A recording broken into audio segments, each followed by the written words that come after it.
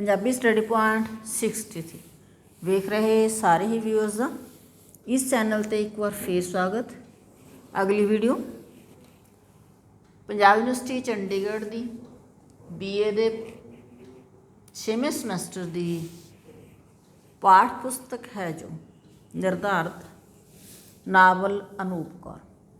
ਇਸ ਦਾ ਆਪਾਂ ਚੌਥਾ ਭਾਗ ਵਾਚਣਾ ਹੈ ਤੇ ਨਾਲੋਂ ਨਾਲ ਇਸ ਦਾ ਸੰਖੇਪ ਸਾਰ ਵੀ ਪੜ੍ਹਨਾ ਹੈ ਜੋ ਕਿ ਇਮਤਿਹਾਨ ਦੀ ਦ੍ਰਿਸ਼ਟੀ ਤੋਂ ਜ਼ਰੂਰੀ ਹੈ। ਇਸ ਤੋਂ ਪਹਿਲਾਂ ਆਪਾਂ ਪੜ੍ਹ ਚੁੱਕੇ ਹੈਗੇ ਹਾਂ ਵੀ ਕਿਸ ਤਰ੍ਹਾਂ ਜਿਹੜਾ ਹੈ ਸਰਹੰਦ ਬਾਰੇ ਪੜ੍ਹਿਆ ਹੈਗਾ ਅਤੇ ਇਸ ਤੋਂ ਇਲਾਵਾ ਪੜ੍ਹਿਆ ਸੀ ਆਪਾਂ ਨੇ ਵੀ ਕਵਾਲ ਮੁੱਛ ਦਾ ਹੈ ਨਾ ਦੂਸਰਾ ਭਾਗ ਸੀਗਾ ਇਸ ਤੋਂ ਪਹਿਲੇ ਵਾਲਾ। ਤਾਂ ਹੁਣ ਆਪਾਂ ਅਗਲੇ ਭਾਗ ਦੇ ਵਿੱਚ ਦੇਖਦੇ ਹੈਗੇ ਹਾਂ ਵੀ ਕਿਸ ਤਰ੍ਹਾਂ ਇਹਦਾ ਭਾਗ ਦਾ ਨਾਮ ਹੈ ਪਾਲਕੀ। ਅਤੇ ਇਸ ਭਾਗ ਦੇ ਵਿੱਚ ਬਹੁਤਾ ਜਿਹੜਾ ਵਰਣਨ ਹੈ ਉਹ ਹੈ ਅਨੰਦਪੁਰ ਸਾਹਿਬ ਦਾ ਜਲੌ ਕਿਹੋ ਜਿਹਾ ਸੀਗਾ ਉਹਦੇ ਬਾਰੇ ਦੱਸਿਆ ਹੈ। ਅਤੇ ਇਸ ਤੋਂ ਇਲਾਵਾ ਰਾਜਾ ਭੀਮ ਚੰਦ ਸੀ ਜੋ ਕਹਿਲੂਰ ਦਾ, ਉਹਦੇ ਮਨ ਦੇ ਵਿਚਾਰ ਭਾਵਨਾਵਾਂ ਤਾਂ ਅੱਗੋਂ ਈਰਖਾ ਦੀ ਜਿਹੜੀ ਉਹਦੇ ਮਨ ਦੇ ਵਿੱਚ ਭਾਵਨਾ ਸੀ ਉਹਦੇ ਨਾਲ ਕੀ ਵਾਪਰਦਾ ਹੈ ਆਪਾਂ ਦੇਖਦੇ ਹੈਗੇ ਹਾਂ। ਕਹਿਲੂਰ ਦੇ ਰਾਜੇ ਦਾ ਨਾਮ ਭੀਮ ਚੰਦ ਸੀ।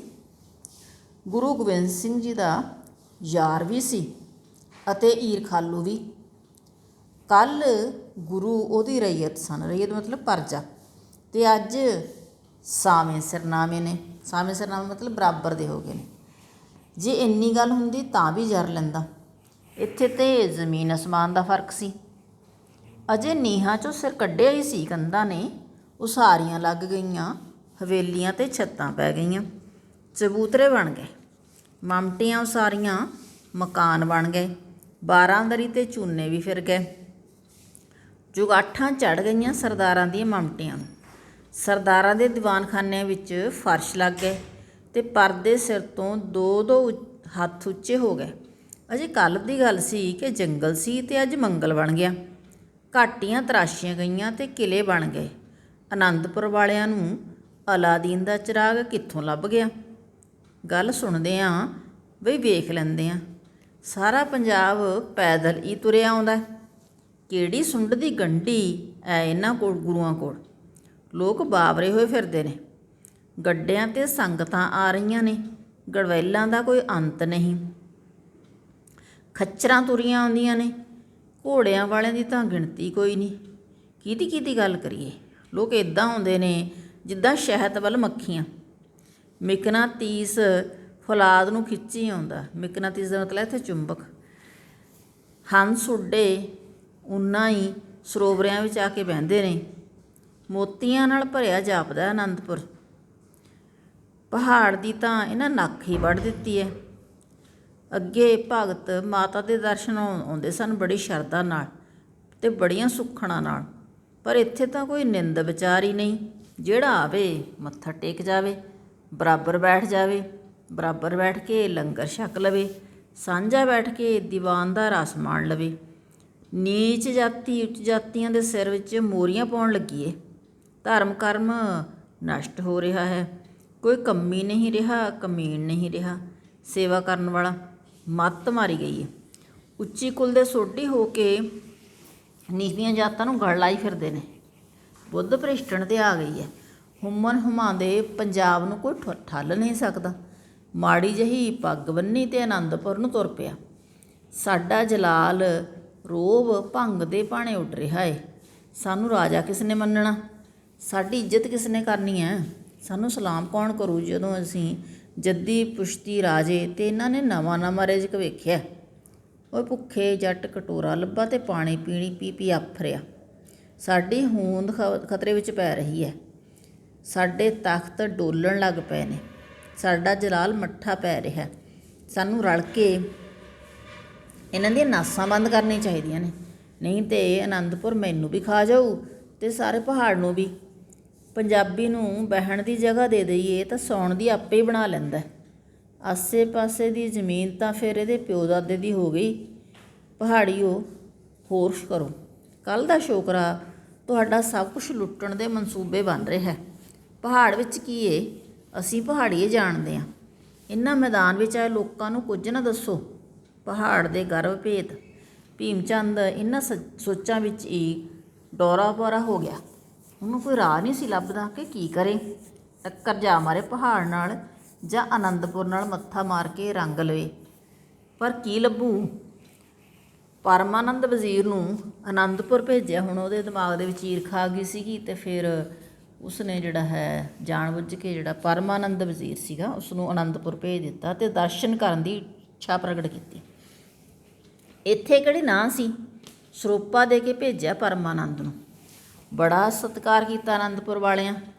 ਪਰਮਾਨੰਦ ਹੰਸੂ ਹੰਸੂ ਕਰਦਾ ਟਹਿਲਦਾ ਕਹਿਲੂਰ ਪੁੱਜਾ ਅਤੇ ਰਾਜੇ ਭੀਮ ਚੰਦ ਨੂੰ ਆਖਣ ਲੱਗਿਆ, ਚਲੋ ਸਿੰਘ ਤੁਹਾਡੇ ਸਵਾਗਤ ਨੂੰ ਖੜੇ ਨੇ, ਬੜੇ ਚੰਗੇ ਲੋਕ ਨੇ, ਆਨੰਦ ਆ ਜਾਏਗਾ ਆਨੰਦਪੁਰ ਜਾ ਕੇ।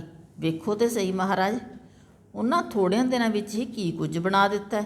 ਬੜੇ ਉੱਦਮ ਵਾਲੇ ਲੋਕ ਨੇ। ਸਰਗੀ ਵੇਲੇ ਉੱਠ ਕੇ ਇਸ਼ਨਾਨ ਕਰਦੇ ਨੇ, ਆਸਾ ਦੀ ਵਾਰ ਸੁਣਦੇ ਹਨ ਨਿੱਠ ਕੇ, ਸ਼ਬਦ ਕੀਰਤਨ ਵਿੱਚ ਮਗਨ ਹਨ। ਕਿੰਨੀ ਸੋਹਣੀ ਜ਼ਿੰਦਗੀ ਹੈ ਇਹਨਾਂ ਦੀ। ਹਜ਼ੂਰ ਜਾ ਕੇ ਵੇਖਣ ਤਾਂ ਹੀ ਪਤਾ ਲੱਗੇਗਾ, ਇਹ ਸਭ ਕੁਝ ਦੱਸਿਆ ਨਹੀਂ ਜਾ ਸਕਦਾ। ਪਰਮਾਨੰਦ ਨੇ ਤਾਰੀਫਾਂ ਦੇ ਪੁਲ ਬੰਨ੍ਹ ਦਿੱਤੇ। ਉਤਸ਼ਾਹ ਵੱਧ ਗਿਆ ਭੀਮ ਚੰਦ ਰਾਜੇ ਦਾ। ਜੜਾਊ ਘੋੜਿਆਂ 'ਤੇ ਕਾਠੀਆਂ ਪਾਈਆਂ। ਕਹਿਲੂਰ ਦੇ ਅਹਿਲਕਾਰਾਂ 'ਤੇ ਝਿਲਮਿਲ ਕਰਦੇ ਘੋੜੇ 'ਤੇ ਭੀਮ ਚੰਦ ਸਵਾਰ ਹੋ ਗਿਆ। ਹੁਣ ਕਹਿਣ ਦਾ ਭਾਵ ਕੀ ਹੈ ਵੀ ਭੀਮ ਚੰਦ ਆਨੰਦਪੁਰ ਸਾਹਿਬ ਜਾਣ ਦੇ ਲਈ ਤਿਆਰ ਹੋ ਗਿਆ। ਕਿਤੇ ਨਜ਼ਰ ਨਹੀਂ ਸੀ ਟਿਕਦੀ। ਘੋੜੇ ਦੀ ਚੜ੍ਹਤ ਵੇਖ ਕੇ ਅੱਖਾਂ ਚੁੰਧਿਆ ਜਾਂਦੀਆਂ। ਨਰਸਿੰਘੇ ਵੱਜ ਰਹੇ ਸੀਗੇ, ਆਰਤੀਆਂ ਹੋ ਰਹੀਆਂ ਸਨ।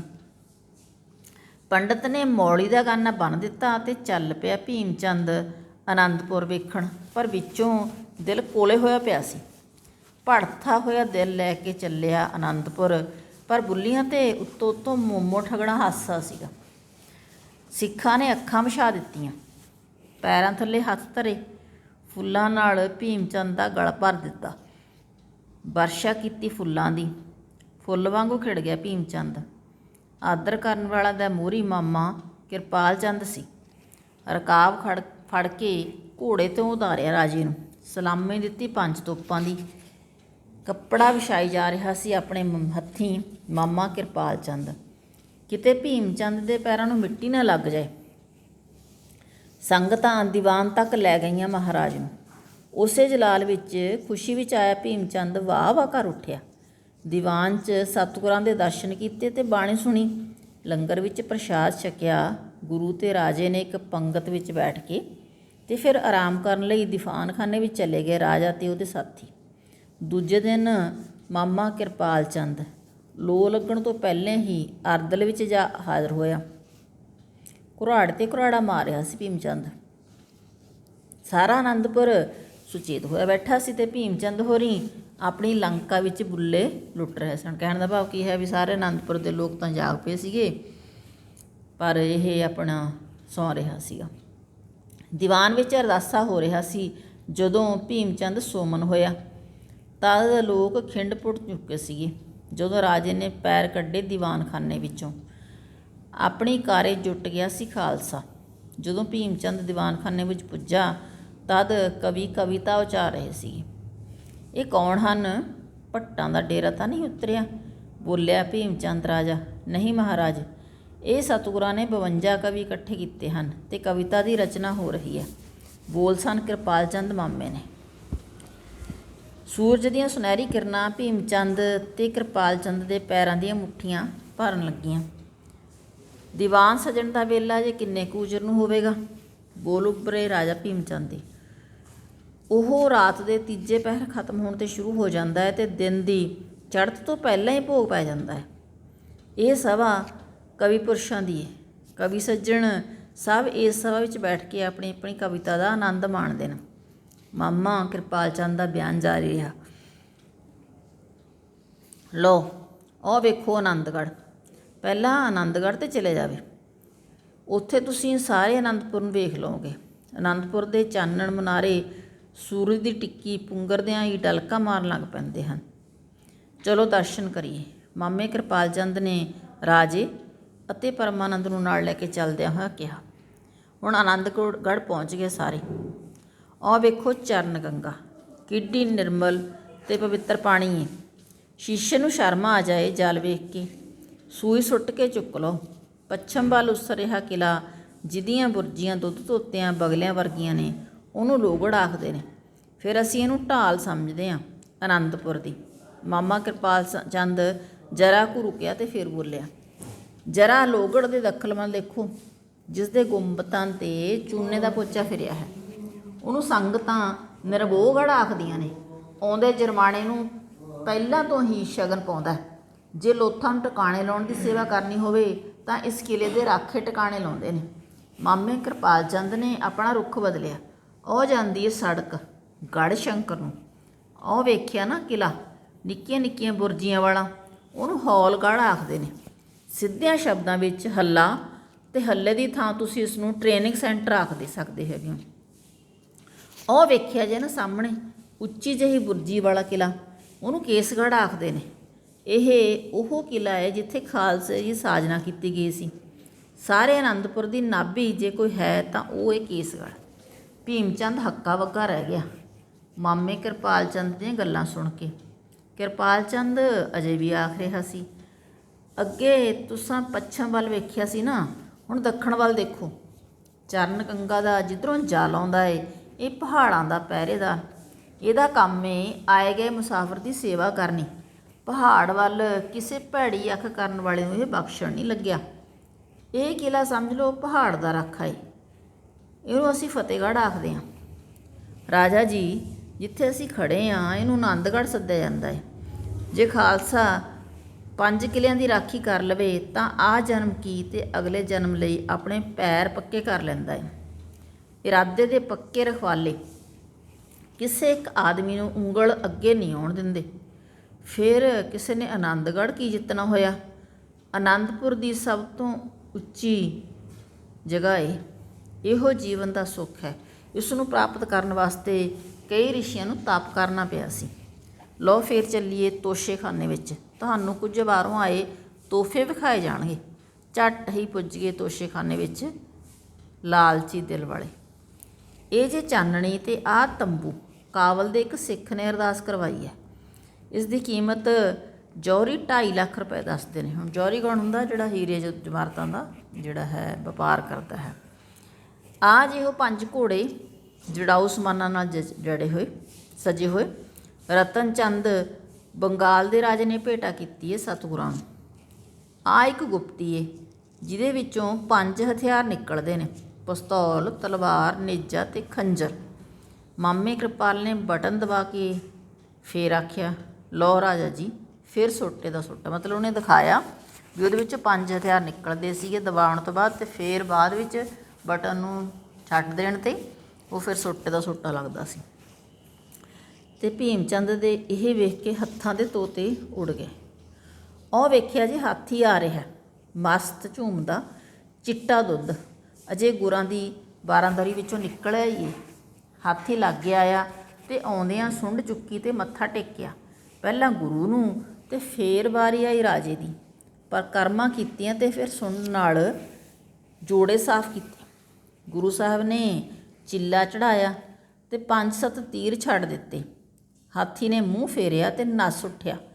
ਸੱਤੇ ਦੇ ਸੱਤੇ ਤੀਰ ਮੂੰਹ ਵਿੱਚ ਫੜ ਕੇ ਲੈ ਆਇਆ ਅਤੇ ਲਿਆ ਹਾਜ਼ਰ ਕੀਤੇ, ਅਤੇ ਫਿਰ ਗੰਗਾ ਸਾਗਰ ਚੁੱਕਿਆ।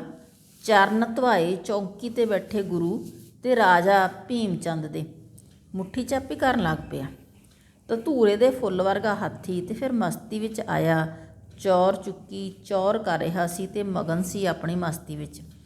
ਉਹ ਪਸੰਦ ਆਇਆ ਹਾਥੀ। ਅਨੰਦਪੁਰ ਬਾਰੇ ਕੀ ਖਿਆਲ ਹੈ ਰਾਜਾ ਜੀ? ਸਾਹਿਬ ਬੋਲੇ, ਆਨੰਦ ਆ ਗਿਆ ਅਨੰਦਪੁਰ ਵੇਖ ਕੇ। ਹਾਥੀ ਦਾ ਤਾਂ ਜਵਾਬ ਹੀ ਕੋਈ ਨਹੀਂ। ਸਾਰੇ ਹਿੰਦੁਸਤਾਨ ਵਿੱਚ ਇਹਦੇ ਨਾਲ ਦਾ ਦੂਜਾ ਜੋੜ ਨਹੀਂ। ਭੀਮ ਚੰਦ ਕਹਿਣ ਲੱਗਿਆ, ਅਸੀਂ ਹੁਣ ਆਗਿਆ ਚਾਹੁੰਦੇ ਹਾਂ। ਪਰਮਾਨੰਦ ਨੇ ਅਰਜ਼ ਕੀਤੀ, ਸਾਡੀ ਤਾਂ ਇੱਛਾ ਸੀ ਕਿ ਤੁਸੀਂ ਕੁਝ ਦਿਨ ਹੋਰ ਅਨੰਦਪੁਰ ਰਹਿੰਦੇ ਅਤੇ ਆਪਣੀ ਰਾਏ ਦਿੰਦੇ ਤਾਂ ਜੋ ਅਸੀਂ ਅਨੰਦਪੁਰ ਨੂੰ ਖੂਬਸੂਰਤ ਬਣਾ ਸਕਦੇ। ਜ਼ਾਲਮ ਹਕੂਮਤ ਨਾਲ ਇਸੇ ਅਨੰਦਪੁਰ ਨੇ ਟੱਕਰ ਲੈਣੀ ਹੈ। ਸਾਹਿਬ ਆਖਣ ਲੱਗੇ, ਤੁਸੀਂ ਜਾਣੀ ਜਾਣੋ, ਤੁਹਾਡੇ ਸਾਹਮਣੇ ਮੇਰੇ ਵਿਚਾਰ ਦਾ ਕੀ ਮੁੱਲ। ਅਸੀਂ 22 ਤਾਰਾਂ ਦੇ ਰਾਜੇ, ਲੱਕੜੀਆਂ ਚੁੜ ਕੇ ਗੁਜ਼ਾਰਾ ਕਰਨ ਵਾਲੇ। ਤੁਸੀਂ ਮੁਗਲ ਹਕੂਮਤ ਦੀਆਂ ਨਗਰੀਆਂ ਵੇਖੀਆਂ ਹੋਈਆਂ ਨੇ, ਤੁਸੀਂ ਚੰਗਾ ਜਾਣਦੇ ਹੋ। ਅਸੀਂ ਤਾਂ ਖੂਹ ਦੇ ਡੰਡੂ ਹਾਂ, ਬਾਹਰ ਅੰਦਰ ਨਿਕਲ ਕੇ ਨਹੀਂ ਵੇਖਿਆ, ਅਸੀਂ ਕੀ ਜਾਣਦੇ ਹਾਂ। ਭੀਮ ਚੰਦ ਦਾ ਅੰਦਰੋਂ ਮਨ ਮੈਲਾ ਸੀ। ਸਿਰ ਵਾਰ ਨਾ ਕੀਤਾ ਗੁਰੂ ਦੇ ਸਿੰਘਾਂ ਤੇ ਸਤਿਗੁਰਾਂ ਭੀਮ ਚੰਦ ਨੂੰ ਸਰੋਪਾ ਦਿੱਤਾ ਤੇ ਮੁੜ ਕੇ ਆਉਣ ਨੂੰ ਵੀ ਕਿਹਾ। ਘੋੜਿਆਂ 'ਤੇ ਚੜ੍ਹ ਪਏ ਸੂਰਮੇ, ਰਣਜੀਤ ਨਗਾਰਾ ਖੜਕਿਆ ਤੇ ਫੌਜਾਂ 'ਚ ਤੰਨ ਹੋ ਗਈਆਂ। ਆਨੰਦਪੁਰ ਦੀ ਅਜੇ ਪਹਿਲੀ ਗੜੀ ਹੀ ਮੁੜਿਆ ਸੀ ਭੀਮ ਚੰਦ ਤੇ ਸਾਹਮਣੇ ਨੀਲੀਆਂ ਹਵੇਲੀਆਂ ਮੱਥੇ ਲੱਗ ਗਈਆਂ। ਭੀਮ ਚੰਦ ਦੀ ਨਜ਼ਰ ਉੱਠੀ ਤੇ ਸਾਹਮਣੇ ਕੋਠੇ 'ਤੇ ਅਨੂਪ ਕੌਰ ਬਾਲ ਸੁਕਾ ਰਹੀ ਸੀ। ਭੀਮ ਚੰਦ ਦਾ ਦਿਲ ਮਚਲ ਗਿਆ। ਫੁੱਲਾਂ ਦੀ ਵਰਸ਼ਾ ਹੁੰਦੀ ਵਿੱਚੋਂ ਹੀ ਭੀਮ ਚੰਦ ਦੇ ਟੀਰੀ ਅੱਖ ਨਾਲ ਅਨੂਪ ਕੌਰ ਨੂੰ ਵੇਖ ਲੈਂਦਾ। ਆਨੰਦਪੁਰ ਤੋਂ ਵਿਦਾ ਹੋ ਗਏ ਭੀਮ ਚੰਦ ਤੇ ਉਹਦੇ ਹਾਣੀ। ਨਗਾਰਾ ਉਦੋਂ ਤੱਕ ਵੱਜਦਾ ਰਿਹਾ ਜਦੋਂ ਤੱਕ ਰਾਜੇ ਨੇ ਜੂਹਾਂ ਪਾਰ ਨਾ ਕਰ ਲਈਆਂ। ਮਸਾਂ 1 ਮਹੀਨਾ ਹੀ ਗੁਜ਼ਰਿਆ ਸੀ ਕਿ ਪਰਮਾਨੰਦ ਫਿਰ ਇੱਕ ਦਿਨ ਆਨੰਦਪੁਰ ਆ ਗੱਜਿਆ। ਸਿੰਘਾਂ ਨੇ ਪੁੱਛਿਆ, ਹੁਕਮ ਸਰਕਾਰ? ਪਰਮਾਨੰਦ ਬੋਲਿਆ, ਭਾਜੀ ਲੈ ਕੇ ਆਇਆ ਹਾਂ। ਮਹਾਰਾਜ ਦੇ ਪੁੱਤਰ ਅਜਮੇਰ ਚੰਦ ਦਾ ਵਿਆਹ ਹੈ, ਸੱਦ ਭੇਜਿਆ ਏ ਮਹਾਰਾਜ ਨੇ ਸਤਿਗੁਰਾਂ ਨੂੰ। ਅਰਜ਼ ਕਰ ਦਿੰਦੇ ਹਾਂ।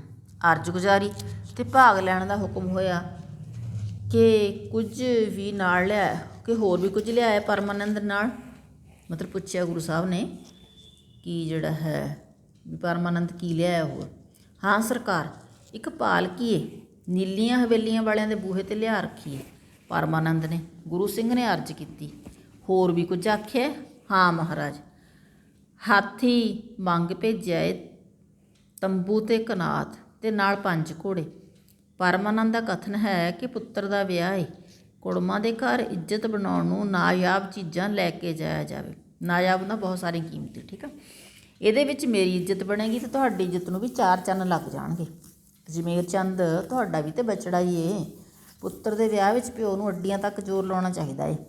ਕੁੜਮ ਵੀ ਖੁਸ਼ ਤੇ ਆਪਣੀ ਵੀ ਵਾਹ ਵਾ। ਇਹ ਤੇ ਘਰ ਦੀ ਗੱਲ ਏ, ਇਸੇ ਲਈ ਮੰਗ ਪਾਈਏ, ਇੱਜ਼ਤ ਰਹਿ ਜਾਏਗੀ ਕੁੜਮਾਂ ਦੇ ਘਰ। ਗੁਰਸਿੱਖ ਜਰਾ ਕੁ ਚੁੱਪ ਹੋਇਆ ਤੇ ਪਾਲਕੀ ਉੱਥੇ ਕਿਉਂ ਖੜੀ ਕਰ ਦਿੱਤੀ? ਮਹਾਰਾਜ ਬੋਲੇ, ਪਰਮਾਨੰਦ ਨੇ ਫਰਮਾਇਆ ਏ ਕਿ ਰਾਜਾ ਜੀ ਚਾਹੁੰਦੇ ਨੇ ਕਿ ਅਨੂਪ ਕੌਰ ਵਰਗੀ ਨੂੰ ਮੈਨੂੰ ਦੀਵਾ ਲੈ ਕੇ ਢੂੰਡਿਆਂ ਵੀ ਨਹੀਂ ਮਿਲਣੀ। ਮੈਂ ਪਾਲਕੀ ਇਸ ਲਈ ਭੇਜੀ ਹੈ ਕਿ ਮੈਂ ਅਨੂਪ ਕੌਰ ਨੂੰ ਆਪਣੀ ਨੂੰਹ ਬਣਾਵਾਂਗਾ। ਇਸ ਤਰ੍ਹਾਂ ਕਰਨ ਦੇ ਨਾਲ ਸਾਡੀ ਮਿੱਤਰਤਾ ਨੂੰ ਇੱਕ ਹੋਰ ਨਵੀਂ ਗੰਢ ਆ ਜਾਵੇਗੀ, ਰਿਸ਼ਤਾ ਹੋਰ ਪੱਕਾ ਹੋ ਜਾਵੇਗਾ। ਪਾਲਕੀ ਦੇ ਭਾਰ ਜਿੰਨੇ ਸੋਨੇ ਨਾਲ ਲੱਦ ਦੇਵਾਂਗਾ ਅਨੂਪ ਕੌਰ ਨੂੰ। ਜੇ ਸਿਆਣੀ ਹੋਈ ਤਾਂ ਪਟਰਾਣੀ ਵੀ ਬਣ ਸਕਦੀ ਏ। ਇਹਨਾਂ ਦੋਹਾਂ ਵਿਆਹਾਂ ਦਾ ਜਸ਼ਨ ਇਕੱਠਾ ਹੀ ਹੋਵੇਗਾ ਕਹਿਲੂਰ ਵਿੱਚ। ਅਰਜ਼ ਕੀਤੀ ਪਰਮਾਨੰਦ ਦੀ ਗੁਰਮੁਖ ਨੇ। ਪਾਲਕੀ ਖਾਲੀ ਨਾ ਜਾਏ, ਖਾਲੀ ਜਾਣ ਵਿੱਚ ਆਨੰਦਪੁਰ ਦੀ ਹੱਤਕ ਏ। ਸਤਿਕਾਰ ਨਾਲ ਵਿਦਾ ਕੀਤੀ ਜਾਵੇ ਪਾਲਕੀ। ਪਾਲਕੀ 'ਤੇ ਸਾਰਿਆਂ ਦੀਆਂ ਨਜ਼ਰਾਂ ਨੇ, ਕੋਈ ਗੁਸਤਾਖੀ ਨਾ ਹੋਵੇ। ਪਾਲਕੀ ਨੂੰ ਕਲੀਲਾਂ ਨਾਲ ਸਜਾ ਦਿਓ।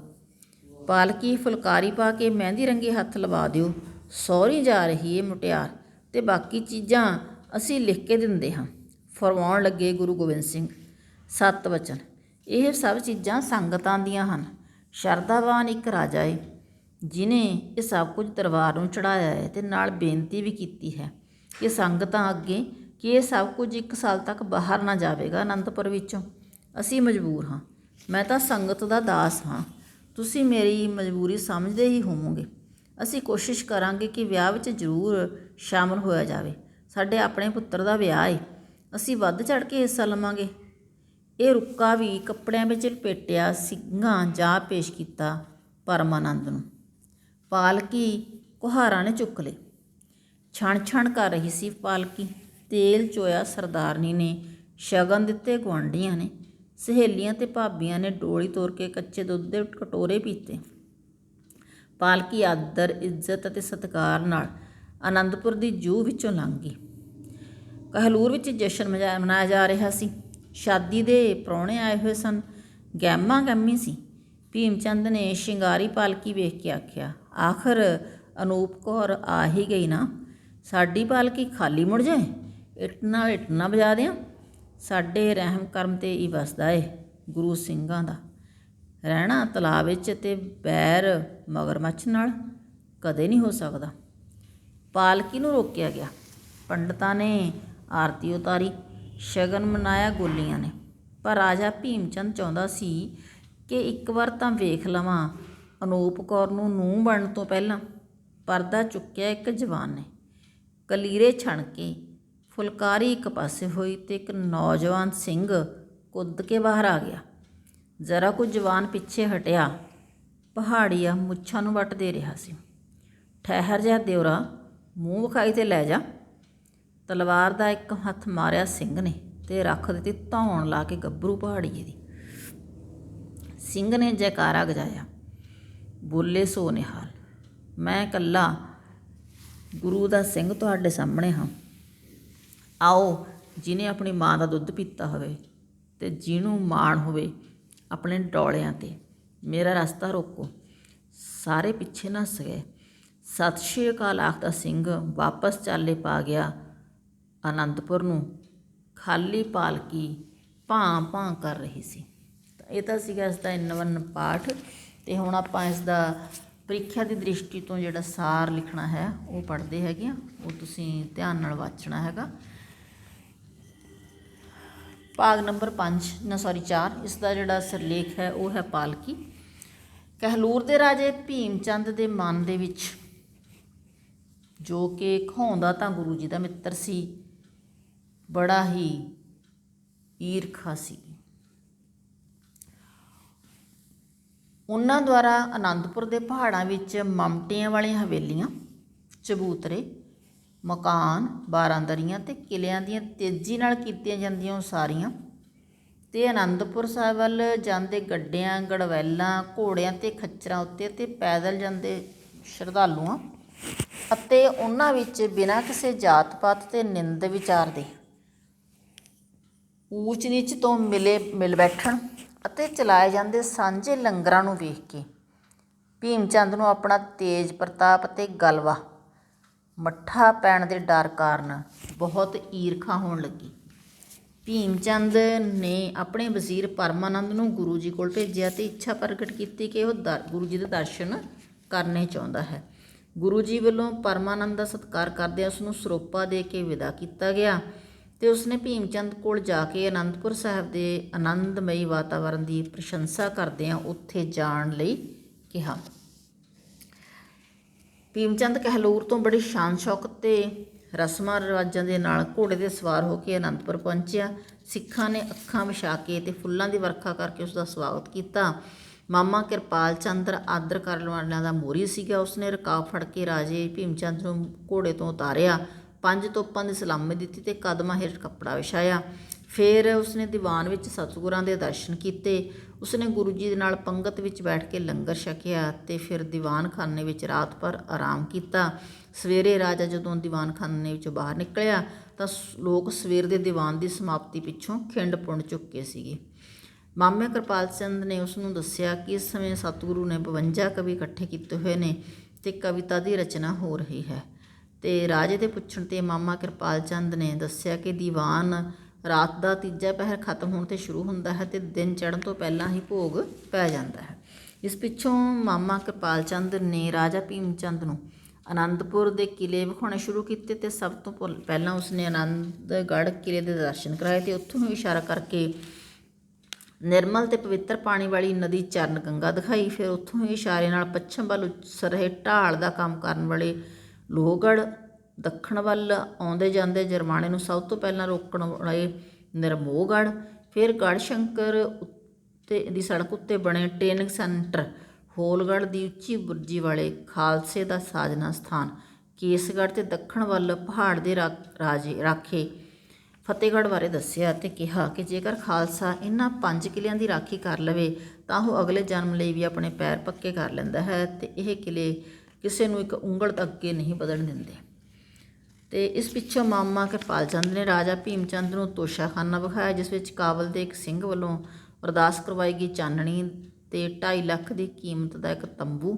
ਬੰਗਾਲ ਦੇ ਰਾਜੇ ਰਤਨ ਰਾਏ ਦੁਆਰਾ ਭੇਟ ਕੀਤੇ ਜੜਾਊ ਸਮਾਨ ਨਾਲ ਸਜੇ ਹੋਏ 5 ਘੋੜੇ, ਇਸ ਤੋਂ ਇਲਾਵਾ 5 ਹਥਿਆਰਾਂ ਪਿਸਤੌਲ, ਤਲਵਾਰ, ਨੇਜਾ, ਖੰਜਰ ਵਾਲੀ ਇੱਕ ਗੁਪਤੀ ਦਿਖਾਈ ਜੋ ਆਪਣੇ ਆਪ ਵਿੱਚ ਦੇਖਣ ਨੂੰ ਇੱਕ ਡੰਡਾ ਸੀ। ਇਸ ਪਿੱਛੋਂ ਹੈਰਾਨ ਹੋਏ ਭੀਮ ਚੰਦ ਨੂੰ ਚਿੱਟਾ ਦੁੱਧ ਹਾਥੀ ਦਿਖਾਇਆ ਗਿਆ, ਜਿਸ ਨੇ ਕਿ ਆਉਂਦਿਆਂ ਹੀ ਸੁੰਡ ਚੁੱਕ ਕੇ ਗੁਰੂ ਜੀ ਨੂੰ ਅਤੇ ਫਿਰ ਰਾਜੇ ਨੂੰ ਸਲਾਮੀ ਦਿੱਤੀ ਅਤੇ ਫਿਰ ਉਸਨੇ ਪਰਿਕਰਮਾ ਕਰਕੇ ਸੁੰਡ ਨਾਲ ਜੋੜੇ ਸਾਫ਼ ਕੀਤੇ। ਗੁਰੂ ਸਾਹਿਬ ਨੇ ਚੇਲਾ ਚੜ੍ਹਾ ਕੇ 5-7 ਤੀਰ ਛੱਡੇ ਅਤੇ ਹਾਥੀ ਦੌੜ ਕੇ ਸਾਰੇ ਤੀਰ ਮੂੰਹ ਵਿੱਚ ਫੜ ਲਿਆਇਆ ਤੇ ਫਿਰ ਉਸਨੇ ਗੰਗਾ ਸਾਗਰ ਚੁੱਕ ਕੇ ਪੈਰ ਧਵਾਏ ਗੁਰੂ ਸਾਹਿਬ ਦੇ ਤੇ ਰਾਜੇ ਦੀ ਮੁੱਠੀ ਚਾਪੀ ਕਰਨ ਮਗਰੋਂ ਚੌਰ ਕਰਨ ਲੱਗਿਆ। ਰਾਜਾ ਕਹਿ ਰਿਹਾ ਸੀ ਕਿ ਸਾਰੇ ਹਿੰਦੁਸਤਾਨ ਵਿੱਚ ਇਹਦੇ ਨਾਲ ਦਾ ਕੋਈ ਹੱਥ ਹੀ ਨਹੀਂ, ਤੇ ਇਸ ਪਿੱਛੋਂ ਉਹਨਾਂ ਨੇ ਜਾਣ ਦੀ ਆਗਿਆ ਮੰਗੀ। ਗੁਰੂ ਜੀ ਨੇ ਭੀਮ ਚੰਦ ਨੂੰ ਸਰੋਪਾ ਦੇ ਕੇ ਸਤਿਕਾਰ ਨਾਲ ਵਿਦਾ ਕੀਤਾ। ਵਾਪਸ ਜਾਂਦੇ ਸਮੇਂ ਭੀਮ ਚੰਦ ਦੀਆਂ ਨਜ਼ਰਾਂ ਸਾਹਮਣੇ ਨੀਲੀਆਂ ਹਵੇਲੀਆਂ ਉੱਤੇ ਪਈ, ਜਿੱਥੇ ਸਾਹਮਣੇ ਅਨੂਪ ਕੌਰ ਵਾਲ ਸੁਕਾ ਰਹੀ ਸੀ, ਜਿਸ ਨੂੰ ਵੇਖ ਕੇ ਭੀਮ ਚੰਦ ਦਾ ਦਿਲ ਮਚਲ ਗਿਆ। ਫੁੱਲਾਂ ਦੀ ਵਰਖਾ ਹੋ ਰਹੀ ਸੀ, ਪਰ ਉਹ ਵਿੱਚੋਂ ਹੀ ਟੀਰੀ ਅੱਖ ਨਾਲ ਵੇਖ ਰਿਹਾ ਸੀ। ਅਜੇ 1 ਮਹੀਨਾ ਵੀ ਨਹੀਂ ਸੀ ਗੁਜ਼ਰਿਆ ਕਿ ਪਰਮਾਨੰਦ ਮੁੜ ਅਨੰਦਪੁਰ ਪੁੱਜਿਆ ਤੇ ਸਿੰਘਾਂ ਨੂੰ ਕਹਿਣ ਲੱਗਿਆ ਕਿ ਉਹ ਭਾਜੀ ਲੈ ਕੇ ਆਇਆ ਹੈ। ਮਹਾਰਾਜੇ ਦੇ ਪੁੱਤਰ ਅਜਮੇਰ ਚੰਦ ਦਾ ਵਿਆਹ ਹੈ ਤੇ ਗੁਰੂ ਜੀ ਨੂੰ ਉਹਨਾਂ ਨੇ ਸੱਦਾ ਭੇਜਿਆ ਹੈ। ਇੱਕ ਸਿੰਘ ਨੇ ਜਦੋਂ ਗੁਰੂ ਜੀ ਨਾਲ ਗੱਲ ਕੀਤੀ ਤਾਂ ਗੁਰੂ ਜੀ ਨੂੰ ਪਤਾ ਲੱਗਾ ਕਿ ਉਹ ਆਪਣੇ ਨਾਲ ਇੱਕ ਪਾਲਕੀ ਵੀ ਲਿਆਇਆ ਸੀ, ਜਿਹੜੀ ਉਹਨਾਂ ਨੇ ਨੀਲੀਆਂ ਹਵੇਲੀ ਵਾਲਿਆਂ ਦੇ ਬੂਹੇ ਅੱਗੇ ਰੱਖ ਦਿੱਤੀ ਹੈ। ਸਿੰਘ ਨੇ ਗੁਰੂ ਜੀ ਨੂੰ ਦੱਸਿਆ ਕਿ ਰਾਜੇ ਭੀਮ ਚੰਦ ਨੇ ਉਹਨਾਂ ਤੋਂ ਪ੍ਰਸਾਦੀ ਹਾਥੀ, ਤੰਬੂ, ਕਨਾਤ ਤੇ 5 ਘੋੜੇ ਵੀ ਮੰਗੇ ਹਨ, ਤਾਂ ਜੋ ਕੁੜਮਾਂ ਵਿੱਚ ਉਸ ਦੀ ਇੱਜ਼ਤ ਬਣ ਜਾਵੇ। ਪਾਲਕੀ ਬਾਰੇ ਉਸਨੇ ਦੱਸਿਆ ਕਿ ਰਾਜਾ ਚਾਹੁੰਦਾ ਹੈ ਕਿ ਅਨੂਪ ਕੌਰ ਉਸ ਦੀ ਨੂੰਹ ਬਣੇ, ਜਿਸ ਨਾਲ ਉਹਨਾਂ ਦੀ ਮਿੱਤਰਤਾ ਹੋਰ ਵਧੇਗੀ ਤੇ ਉਹ ਅਨੂਪ ਕੌਰ ਨੂੰ ਪਾਲਕੀ ਦੇ ਭਾਰ ਜਿੰਨੇ ਸੋਨੇ ਨਾਲ ਲੱਦ ਦੇਵੇਗਾ। ਜੇਕਰ ਉਹ ਸਿਆਣੀ ਹੋਈ ਤੇ ਪਟਰਾਣੀ ਵੀ ਬਣ ਸਕਦੀ ਹੈ। ਇਹਨਾਂ ਦੋਹਾਂ ਵਿਆਹਾਂ ਦਾ ਕਹਿਲੂਰ ਵਿੱਚ ਇਕੱਠਾ ਹੀ ਜਸ਼ਨ ਹੋਵੇਗਾ। ਗੁਰੂ ਜੀ ਨੇ ਪਾਲਕੀ ਨੂੰ ਕਲੀਰਿਆਂ ਨਾਲ ਸਜਾ ਕੇ ਉੱਤੇ ਫੁਲਕਾਰੀ ਪਾਉਣ ਤੇ ਮਹਿੰਦੀ ਰੰਗੇ ਹੱਥ ਲਾਉਣ ਲਈ ਕਿਹਾ। ਇਸ ਤੋਂ ਇਲਾਵਾ ਬਾਕੀ ਗੱਲਾਂ ਉਹਨਾਂ ਨੇ ਇੱਕ ਕਾਗਜ਼ ਉੱਤੇ ਲਿਖ ਕੇ ਭੇਜ ਦਿੱਤੀਆਂ। ਗੁਰੂ ਜੀ ਨੇ ਲਿਖਿਆ ਕਿ ਉਹਨਾਂ ਕੋਲ ਜਿਹੜੀਆਂ ਚੀਜ਼ਾਂ ਹਨ ਉਹ ਸਾਰੀਆਂ ਸੰਗਤ ਦੀਆਂ ਨੇ। ਇੱਕ ਰਾਜੇ ਨੇ ਸਭ ਕੁਝ ਦਰਬਾਰ ਨੂੰ ਭੇਟ ਕੀਤਾ ਹੈ ਤੇ ਨਾਲ ਹੀ ਇਹ ਬੇਨਤੀ ਕੀਤੀ ਹੈ ਕਿ ਇਹ ਸਾਰਾ ਕੁਝ 1 ਸਾਲ ਤੱਕ ਅਨੰਦਪੁਰ ਤੋਂ ਬਾਹਰ ਕਿਤੇ ਨਾ ਜਾਵੇ। ਇਸ ਕਰਕੇ ਉਹ ਸੰਗਤਾਂ ਦਾ ਦਾਸ ਹੋਣ ਕਰਕੇ ਮਜਬੂਰ ਹਨ। ਉਂਝ ਉਹ ਵਿਆਹ ਵਿੱਚ ਸ਼ਾਮਲ ਹੋਣ ਦੀ ਕੋਸ਼ਿਸ਼ ਕਰਨਗੇ। ਇਹ ਰੁਕਾ ਕੱਪੜਿਆਂ ਵਿੱਚ ਲਪੇਟ ਕੇ ਪਰਮਾਨੰਦ ਨੂੰ ਦੇ ਦਿੱਤਾ ਗਿਆ।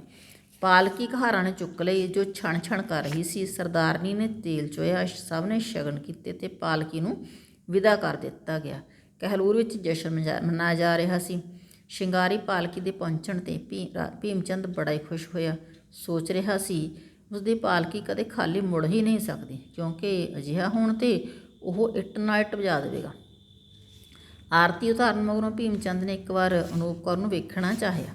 ਇੱਕ ਜਵਾਨ ਨੇ ਪਾਲਕੀ ਦਾ ਪਰਦਾ ਚੁੱਕਿਆ ਤਾਂ ਇੱਕ ਨੌਜਵਾਨ ਕੁੱਦ ਕੇ ਬਾਹਰ ਨਿਕਲਿਆ ਤੇ ਉਸਨੇ ਤਲਵਾਰ ਦੇ ਇੱਕੋ ਵਾਰ ਨਾਲ ਉਸ ਪਹਾੜੀ ਦਾ ਸਿਰ ਲਾ ਦਿੱਤਾ ਤੇ ਫਿਰ ਸਭ ਨੂੰ ਲਲਕਾਰਦਾ ਹੋਇਆ ਵਾਪਸ ਆਨੰਦਪੁਰ ਆ ਗਿਆ। ਤਾਂ ਇਹ ਤਾਂ ਸੀਗਾ ਭਾਗ ਨੰਬਰ 4 ਪਾਲਕੀ, ਜਿਸ ਵਿੱਚ ਆਪਾਂ ਦੇਖਿਆ ਹੈਗਾ ਵੀ ਕਿਸ ਤਰ੍ਹਾਂ ਗੁਰੂ ਜੀ ਨੇ ਉਹਦੇ ਸਵਾਲ ਦਾ ਜਿਹੜਾ ਹੈ ਬਹੁਤ ਹੀ ਵਧੀਆ ਜਵਾਬ ਦਿੱਤਾ ਰਾਜਾ ਭੀਮ ਚੰਦ ਦਾ। ਤੇ ਉਮੀਦ ਕਰਦੀ ਹੈਗੀ ਆ ਵੀਡੀਓ ਤੁਹਾਨੂੰ ਚੰਗੀ ਲੱਗੀ ਹੋਵੇਗੀ। ਜੇਕਰ ਵੀਡੀਓ ਚੰਗੀ ਲੱਗੀ ਤਾਂ ਲਾਈਕ ਤੇ ਸ਼ੇਅਰ ਕਰਿਓ ਆਪਣੇ ਫਰੈਂਡਸ ਦੇ ਨਾਲ ਵੱਧ ਤੋਂ ਵੱਧ। ਤੇ ਜੇਕਰ ਇਸ ਚੈਨਲ 'ਤੇ ਨਵੇਂ ਆਏ ਹੈਗੇ ਹੋ ਤੇ ਚੈਨਲ ਦੀ ਪਲੇਲਿਸਟ ਜ਼ਰੂਰ ਵੇਖਿਓ। ਤੇ ਜੇਕਰ ਇਹ ਵੀਡੀਓ ਤੁਹਾਡੀ ਪੜ੍ਹਾਈ ਦੇ ਲਿਹਾਜ਼ ਨਾਲ ਕੁਝ ਵੀ ਮਹੱਤਵਪੂਰਨ ਹੋਈ ਤਾਂ ਇਸ ਚੈਨਲ ਨੂੰ ਸਬਸਕ੍ਰਾਈਬ ਕਰਕੇ ਇਸ ਚੈਨਲ ਦਾ ਮਾਣ ਵਧਾਉਣਾ।